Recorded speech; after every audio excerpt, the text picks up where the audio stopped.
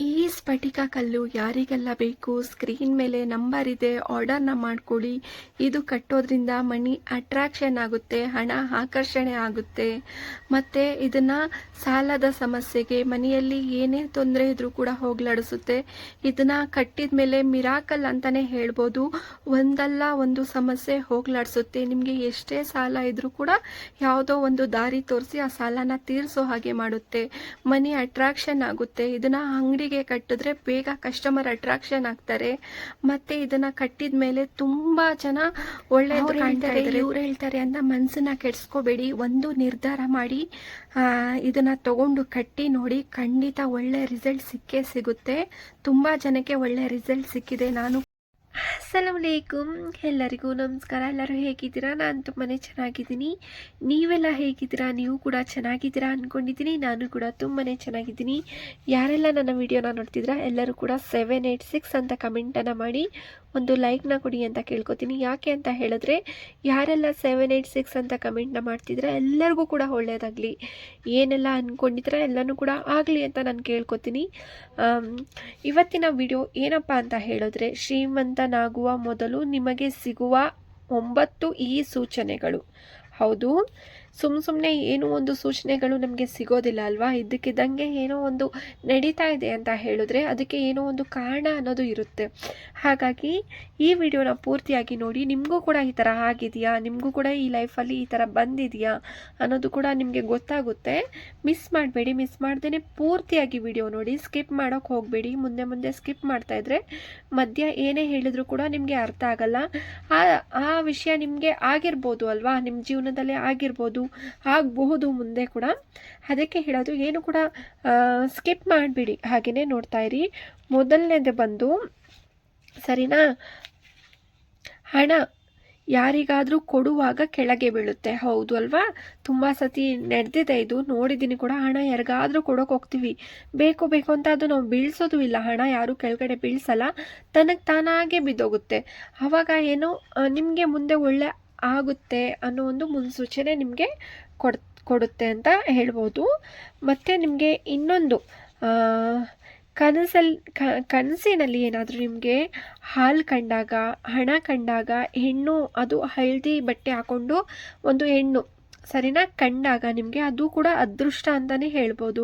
ಈಗ ಕೆಲವರಲ್ಲಿ ಇದರಲ್ಲಿ 3ರಲ್ಲಿ ಒಂದಾದರೂ ಕಂಡ್ರೆ ತುಂಬ ಅದೃಷ್ಟ ಅಂತೆ. ಹಣ್ಣನ್ನು ಕಾಣಬೇಕಂತೆ, ಕಾಯಿ ಕಾಣಬಾರ್ದು, ಯಾವುದೇ ರೀತಿ ಕಾಯಿನ ಕಾಣಬಾರ್ದು ಅಂತ ಹೇಳ್ತಾರೆ. ಹಣ್ಣುಗಳನ್ನು ಕಾಣ್ಬೋದು. ಹಾಲು ಅಂತ ಹೇಳಿದ್ರೆ ಅದು ಬಂದು ನಮಗೆ ಹಣ ಜಾಸ್ತಿ ಕೊಡೋದು, ಮತ್ತು ನಮಗೆ ಶ್ರೀಮಂತಿಕೆ ಆಗೋದು ಅಂತ ಮುನ್ಸೂಚನೆಗಳು. ಹಾಲು ಮತ್ತು ಹಣ ಮತ್ತು ನಿಮಗೆ ಹಣ್ಣು ಮತ್ತು ಹೆಣ್ಣು ಹಳದಿ ಬಟ್ಟೆ ಹಾಕ್ಕೊಂಡು ನಿಂತಿರೋ ಹಾಗೆ, ಏನೋ ಒಂದು ಸ್ಯಾರಿನೋ ಬಟ್ಟೆನೋ ಏನೋ ಒಂದು ಹಾಕ್ಕೊಂಡು ನಿಂತಿರೋ ಹಾಗೆ ಕಂಡಾಗ ನಿಮಗೆ ಅದು ಬಂದು ನಿಮಗೆ ಒಳ್ಳೆಯದಾಗುತ್ತೆ, ಮುಂದೆ ಒಂದು ಮುನ್ಸೂಚನೆ ಕೊಡ್ತಾ ಇದೆ ಅಂತಲೇ ಹೇಳ್ಬೋದು. ಮತ್ತು 3ನೇದು ಬಂದು ಬ್ರಹ್ಮ ಮುಹೂರ್ತದಲ್ಲಿ ಎಚ್ಚರ ಆಗೋದು ಅಲ್ವಾ. ಎಷ್ಟೋ ಜನಕ್ಕೆ ಏನಾಗುತ್ತೆ ಅಂದರೆ, ಎಷ್ಟೇ ನಿದ್ದೆ ಇದ್ದರೂ ಕೂಡ ಕರೆಕ್ಟು 3ರಿಂದ 3:30 4 ಗಂಟೆಗೆ ಎಚ್ಚರ ಆಗೋಗುತ್ತೆ. ಯಾಕೆ ಅಂತ ಗೊತ್ತಾಗಲ್ಲ.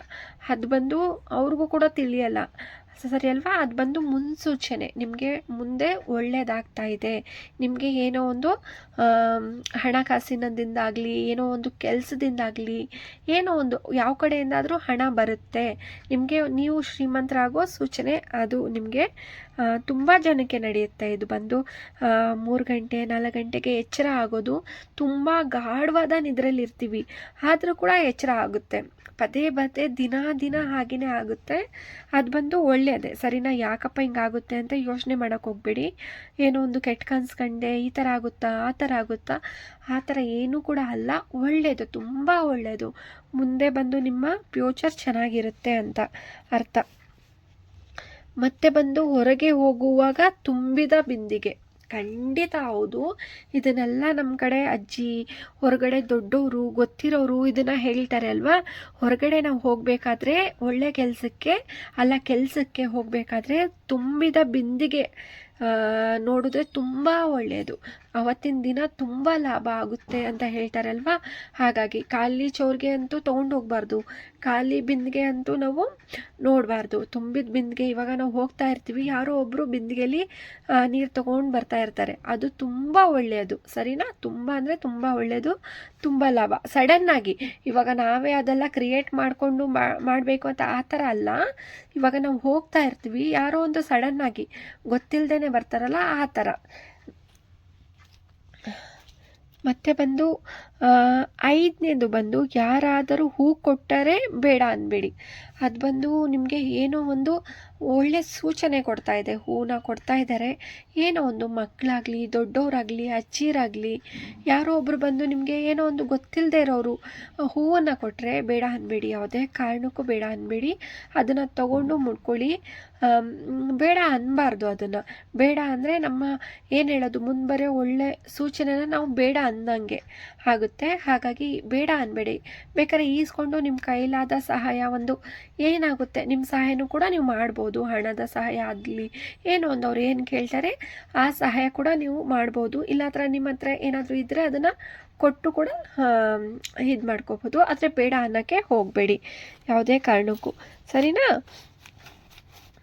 ಮತ್ತು 6ನೇದು ಬಂದು, ನಿಮಗೆ ಮನೆ ಮುಂಭಾಗ ಹಸು ಬಂದರೆ ಖಂಡಿತ ಅದನ್ನು ಹಸು ಬಂದು ನಿಂತ್ಕೊಳ್ಳುತ್ತೆ ನಿಮ್ಮ ಮನೆ ಮುಂಭಾಗ.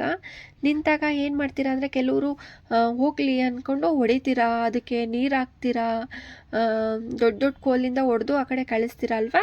ಆ ಥರ ಮಾಡೋಕ್ಕೆ ಹೋಗಬೇಡಿ. ಆ ಥರ ಏನಾದರೂ ಬಂದರೆ ನಿಮ್ಮ ಮನೇಲಿ ಏನಿದೆ, ಒಂದು ಫ್ರೂಟು, ಬಾಳೆಹಣ್ಣು, ಏನೋ ಒಂದು ಏನಿದೆ ಅದನ್ನು ಕೊಟ್ಟು ನಂತರ ಅದನ್ನು ಕಳಿಸೋಕ್ಕೆ ನೋಡಿ. ಹೊಡೆದು ಇದರಲ್ಲಿ ಹೊಡೆದು ಮತ್ತು ಪರ್ಕೆಲಿ ಕೆಲವ್ರು ಹೊಡಿತಾರೆ, ಖಂಡಿತ ತಪ್ಪೋದು ಪರ್ಕೆಲೆಲ್ಲ ಹೊಡೆಯೋದು. ಆ ಥರ ಎಲ್ಲ ಮಾಡೋಕ್ಕೆ ಹೋಗಬೇಡಿ.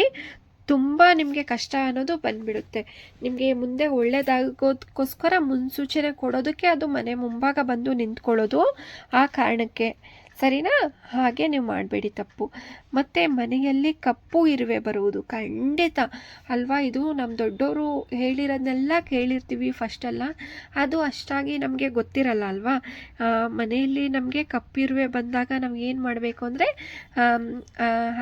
ಸಕ್ಕರೆನ ಹಾಕ್ತಾರೆ, ಸ್ವಲ್ಪ ಏನು ಹೇಳೋದು, ಅಕ್ಕಿದು ನುಚ್ಚಿರುತ್ತಲ್ಲ ಅದನ್ನು ಹಾಕ್ತಾರೆ, ಇಲ್ಲಾಂದರೆ ಸಕ್ಕರೆನ ಹಾಕ್ತಾರೆ. ಎಲ್ಲರ ಮನೇಲೆ ಸಕ್ಕರೆ ಬೆಲ್ಲ ಅನ್ನೋದು ಇರುತ್ತಲ್ವ, ಸಕ್ಕರೆ ಬೆಲ್ಲನ ಹಾಕಿದ್ರೆ ಅದು ಹೊರಟೋಗುತ್ತೆ, ಅದು ತಿನ್ಕೊಂಡು ಹೊರಟೋಗುತ್ತೆ. ಅದು ಬಂದು ಒಳ್ಳೆಯದು. ಸರಿನಾ? ಮನೆ ಮುಂಭಾಗ, ಮನೆ ಒಳಗಡೆ ಎಲ್ಲೇ ಬಂದರೂ ಕೂಡ ಆ ಥರ ಅದನ್ನು ಪೌಡರ್ ಹಾಕಿ ಅದನ್ನು ಸಾಯಿಸೋದು, ಆ ಥರ ಎಲ್ಲ ಮಾಡೋಕ್ಕೆ ಹೋಗಬೇಡಿ. ಅದನ್ನು ಕೆಂಪು ಇರುವೆ ಅಲ್ಲ, ಕಪ್ಪು ಇರುವೆ ಬಂದಾಗ ಅದನ್ನು ನೀವು ಸ್ವಲ್ಪ ಸಕ್ಕರೆಗಳನ್ನು ಹಾಕಿ ನೀವು ಬಿಟ್ಬಿಡಿ, ತಾನಾಗೆ ಹೊರಟೋಗುತ್ತೆ.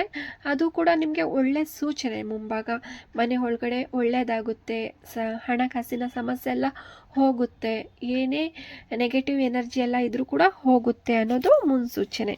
ಮತ್ತು ಕನಸಿನಲ್ಲಿ ನಿಮಗೆ, ಸರಿನಾ, ಕನಸಿನಲ್ಲಿ ನಿಮಗೆ ಆನೆ ಕಂಡರೆ ತುಂಬ ಒಳ್ಳೆಯದು. ಹೌದು, ಖಂಡಿತ ತುಂಬ ಒಳ್ಳೆಯದು. ಕನಸಿನಲ್ಲಿ ಬಂದು ನಿಮಗೆ ಆನೆ ಕಾಣ್ತಾ ಇದೆ ಅಂತ ಹೇಳಿದ್ರೆ ನಿಮಗೆ ಭಯ ಪಡಬೇಕು ಆ ಥರ ಏನಿಲ್ಲ. ಆನೆನ ಬಂದು ನಿಮಗೆ ತುಂಬ ಏನು ಹೇಳೋದು, ಕೆಲವರು ಭಯ ಪಡ್ತಾರೆ, ಓಪ್ಪ ಈ ಥರ ಆಗುತ್ತಲ್ಲ, ಏನಾಗುತ್ತೆ ಏನೋ ಗೊತ್ತಿಲ್ವಲ್ಲ, ಯಾರ ಹತ್ರ ಹೇಳ್ಕೋಬೇಕು ಬೇಡವಾ ಅನ್ನೋದು ಗೊತ್ತಿಲ್ವಲ್ಲ ಅಂತ. ಖಂಡಿತ ಆನೆನ ಕಂಡ್ರೆ ತುಂಬ ತುಂಬ ಒಳ್ಳೆಯದು. ನಿಮಗೆ ಆದಷ್ಟು ಬೇಗ ನಿಮಗೆ ಹಣಕಾಸಿನ ಸಮಸ್ಯೆ ಹೋಗಿ ತುಂಬ ನೀವು ಮುಂದೆ ಹೋಗ್ತೀರಾ, ಮುಂದೆ ಒಂದು ಲೆವೆಲಲ್ಲಿ ಹೋಗ್ತೀರಾ ಅನ್ನೋ ಸೂಚನೆ ಅದು ಕಾಣಿಸುತ್ತೆ. ಯಾವತ್ತಿಗೂ ಕೂಡ ಭಯನೂ ಪಡಬೇಡಿ ಮತ್ತು ಹೇಳ್ಕೊಳ್ಳೋಕ್ಕೂ ಹೋಗಬೇಡಿ. ಸರಿನಾ? ಈ ಥರ ಕನಸಲ್ಲಿ ಕಂಡಿದ್ದೀನಿ ಅಂತ ಹೇಳ್ಕೊಳ್ಳೋಕೆ ಹೋಗಬೇಡಿ, ತುಂಬ ಒಳ್ಳೆಯದಾಗುತ್ತೆ.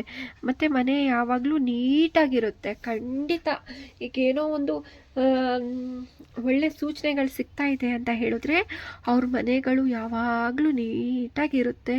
ಒಂದು ಸತಿ ಕಸ ಗುಡಿಸಿದ್ರೆ ಸಾಕು, ಆಗಲೂ ಕೂಡ ನೀಟಾಗಿರುತ್ತೆ ಅವ್ರ ಮನೆಗಳು. ಆವಾಗಲೇ ತಾನೇ, ಇಲ್ಲ ನಮ್ಮ ಮನೇಲಿ ದರಿದ್ರ ಬಂದಿದೆ ಅಂತ ಹೇಳಿದ್ರೆ ನಾವೇನು ಮಾಡ್ತೀವಿ, ತುಂಬ ಸೋಂಬೇರಿತನದಿಂದ ಎಲ್ಲೆಲ್ಲಿ ಇಟ್ಟಿರ್ತೀವಿ ಅಲ್ಲಲ್ಲೇ ಇಟ್ಟಿರ್ತೀವಿ, ಪಾತ್ರೆ ತೊಳೆಯಲ್ಲ, ಕಸ ಗುಡಿಸಲ್ಲ, ಸ್ನಾನ ಮಾಡಲ್ಲ, ಆ ಥರ ಎಲ್ಲ ಇರ್ತೀವಿ. ಆದರೆ ಸಡನ್ನಾಗಿ ನಾವು ಚೇಂಜ್ ಆಗಬೇಕು ಅಂದರೆ ಮುಂದೆ ಒಂದು ಒಳ್ಳೆ ಕಾರಣಗಳು ನಿಮಗೆ ಇದೆಲ್ಲ ಸೂಚನೆಗಳು ನೀಡುತ್ತೆ. ಮುಂದೆ ಒಂದಿನ ಒಳ್ಳೆಯದಾಗುತ್ತೆ, ನಮ್ಮನೆಗೆ ನೆಗೆಟಿವ್ ಎನರ್ಜಿ ಎಲ್ಲ ಹೋಗಿ ಪಾಸಿಟಿವ್ ಬರುತ್ತೆ ಅನ್ನೋ ಮುನ್ಸೂಚನೆ ಇದು ಆಗಿರುತ್ತೆ. ಎಲ್ಲರೂ ಕೂಡ ಇದರಲ್ಲಿ ಇಷ್ಟೆಲ್ಲ ನಡಿಲೇಬೇಕು ಅಂತ ಏನೂ ಇಲ್ಲ. ಇದರಲ್ಲಿ 1, 2 ನಡೆದ್ರೂ ಕೂಡ ನಿಮಗೆ ತುಂಬ ಒಳ್ಳೆಯದಾಗುತ್ತೆ. ಆದರೂ ಹೇಳಿದ್ದು ಒಂದು ಮಾತು, ಇಷ್ಟೆಲ್ಲ ನೀವು ತಿಳ್ಕೊಳ್ಳಿ ಅನ್ನೋದಕ್ಕೋಸ್ಕರ ಈ ವಿಡಿಯೋನ ಮಾಡ್ತಾ ಇರೋದು. ಖಂಡಿತ ನಿಮಗೆ ಇವೆಲ್ಲ ಆಗ್ತಾ ಇದೆ, ಇದರಲ್ಲಿ 1, 2, 3 ಆ ಥರ ಯಾವುದಾದ್ರೂ ಸೂಚನೆಗಳು ಆಗ್ತಾಯಿದ್ರೆ ನಿಮಗೆ ಮುಂದೊಂದು ದಿನ ಖಂಡಿತ ನಿಮಗೆ ಒಳ್ಳೆಯದಾಗುತ್ತೆ. ನಿಮಗೆ ಹಣಕಾಸಿನ ಸಮಸ್ಯೆ ಬಂದು ಹೋಗ್ಲಾಡಿಸುತ್ತೆ ಅನ್ನೋದು ಕಾರಣ ಆಗಿರುತ್ತೆ, ಸೂಚನೆ ಆಗಿರುತ್ತೆ. ಸರಿನಾ?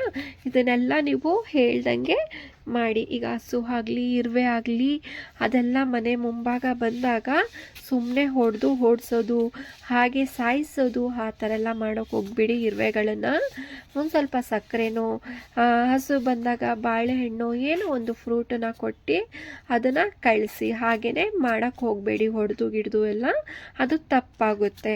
ಇಷ್ಟು ಸೂಚನೆ. ಇದು ನಿಮಗೆ ಯಾವುದೆಲ್ಲ ಬಂದಿದೆ ಅನ್ನೋದು ನನಗೆ ತಿಳಿಸ್ಕೊಡ್ತೀರಾ ಕಮೆಂಟ್ ಮೂಲಕ? ನನಗೂ ಕೂಡ ಖುಷಿ ಆಗುತ್ತೆ. ನನಗೆ ಇಷ್ಟರಲ್ಲಿ ಹಾಲು ಕಾಣಿಸ್ತಿದೆ, ನನಗೆ ಕನಸಿನಲ್ಲಿ ಹಾಲು ಮೊನ್ನೆ ತಾನೆ, ಸರಿನಾ? ಆ ಥರ ನಿಮಗೆಲ್ಲ ಏನು ಕಾಣಿಸಿದೆ ಅನ್ನೋದು ಕೂಡ ಹೇಳಿ ನೋಡೋದ. ಏನು ಕಾಣಿಸಿರ್ಬೋದು ಕನಸಲ್ಲಾಗಲಿ, ನಿಜ ಜೀವನದಲ್ಲಿ ಏನೆಲ್ಲ ನಡೀತಿದೆ ಅನ್ನೋದು ಕೂಡ ನನಗೆ ಗೊತ್ತಾಗುತ್ತೆ. ಈ 9 ಸೂಚನೆ ನಿಮಗೆ ಇಷ್ಟ ಆಗಿದೆ ಅಂತ ನಾನು ಅಂದ್ಕೊಂಡಿರ್ತೀನಿ. ನಿಮಗೆ ಈ ಥರ ಏನಾದರೂ ಹಿಂದೆ ಆಗಿದ್ರೂ ಮುಂದೆ ಆಗಬಹುದು ಅಲ್ವಾ? ನಿಮಗೆ ಗೊತ್ತಿದ್ರೆ ತಿಳ್ಕೊಂಡಿದ್ರೆ ತುಂಬ ಒಳ್ಳೆಯದಾಗುತ್ತೆ. ಸರಿನಾ? ಈ ವಿಡಿಯೋ ಇಷ್ಟ ಆದರೆ ಪ್ಲೀಸ್ ಎಲ್ಲರೂ ಕೂಡ ಶೇರ್ ಮಾಡಿ, ಲೈಕ್ ಮಾಡಿ, ಒಳ್ಳೊಳ್ಳೆ ಕಮೆಂಟನ್ನು ಮಾಡಿ. ಮತ್ತು ಯಾರೆಲ್ಲ ಸ್ಫಟಿಕನ ತೊಗೋತಾ ಇದ್ದೀರಾ, ತುಂಬ ಒಳ್ಳೆ ರಿಸಲ್ಟ್ ಸಿಗ್ತಾ ಇದೆ ನಿಮಗೆ. 2 ಸತಿ ಅಲ್ಲ, 3 ಸತಿ ಅಲ್ಲ, 4 ಸತಿ ಅಲ್ಲ, ಹೀಗೆ ನೀವು ಪದೇ ತೊಗೋತಾ ಇದ್ದೀರಾ. ಖುಷಿ ಆಗ್ತಾ ಇದೆ, ನನಗಂತೂ ತುಂಬ ಖುಷಿ ಆಗ್ತಾಯಿದೆ. ನೀವು ತೊಗೊಳ್ಳೋದಲ್ದೇ ನಿಮ್ಮ ಅಕ್ಕಪಕ್ಕ ಜನಗಳಿಗೆ, ನಿಮ್ಮ ಫ್ಯಾಮಿಲಿಗಳಿಗೆ, ನಿಮ್ಮ ಅಪ್ಪ ಅಮ್ಮ ಅಣ್ಣ ಎಲ್ಲರಿಗೂ ಕೂಡ ಹೇಳ್ತಾ ಇದ್ದೀರಾ ಇದರಿಂದ ಒಳ್ಳೆಯದಾಗಿದೆ, ನೀವು ತೊಗೊಳ್ಳಿ ಅಂತ ಹೇಳ್ತಾ ಇದ್ದೀರಾ. Thank you so much sister, all sister, thank you so much. ಸರಿನಾ? ಯಾರೆಲ್ಲ ನಿಮಗೆ ಇಷ್ಟು ಒಳ್ಳೆಯದಾಗ್ತಾ ಇದೆ ಅಂತ ಹೇಳ್ಕೊಳ್ಳೋ ಅಷ್ಟು ಮನಸ್ಥಿತಿ ಯಾರಿಗೂ ಇರಲ್ಲ.